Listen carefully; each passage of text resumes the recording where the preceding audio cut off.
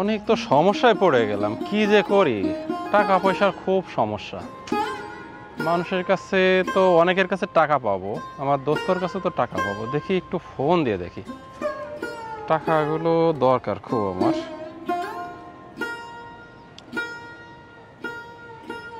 কি ব্যাপার, কল যায় না কেন? আনএবল টু কানেক্ট, বুঝতে পারলাম না কি সমস্যা। আচ্ছা দেখি তো, তাহলে অন্য নাম্বার দিয়ে ফোন দিয়ে দেখি।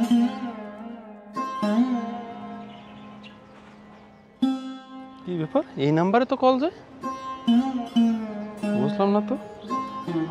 তাহলে কি আমার আগের নাম্বার কি ব্লক করে দিয়েছে নাকি?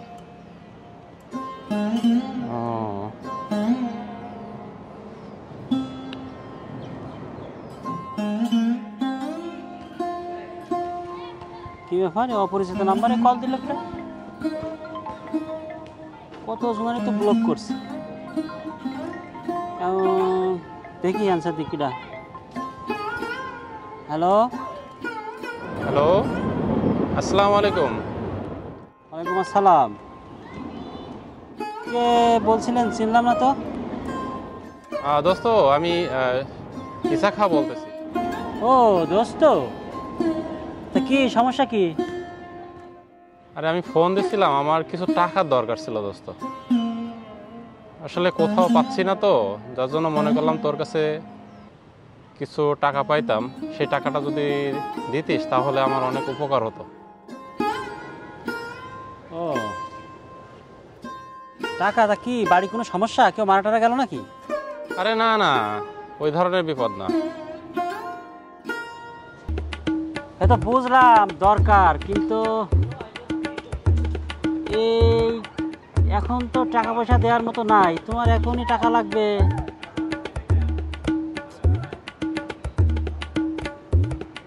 হ্যাঁ হ্যাঁ বুঝছি, আমি তো কতজনের কাছে টাকা নিছি, কেউ তো আমার কল দেওয়ারই সাহস পায় না। মিয়া তুমি দোস্ত মানুষ, এই যে আমার খালি কল দিয়ে টাকা চাও। কয়টা টাকা দিছো, কেবল 6 মাস হলো, আর এখনই তুমি টাকা চাইতেছো। আমি এই তো বাড়িতে কাজ শুরু করছি, তুমি জানো তো।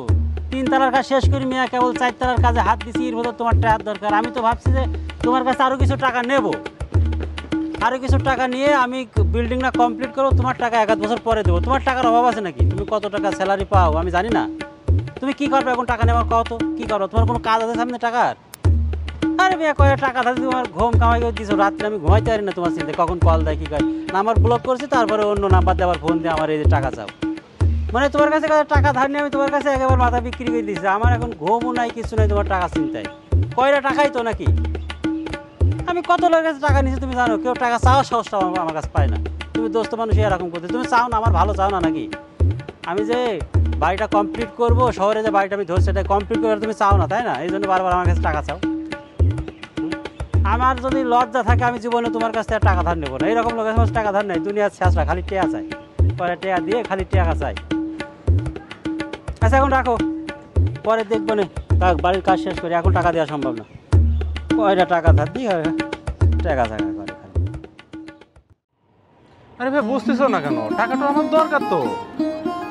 হ্যালো হ্যালো, আরে ফোনটা কেটে দিল।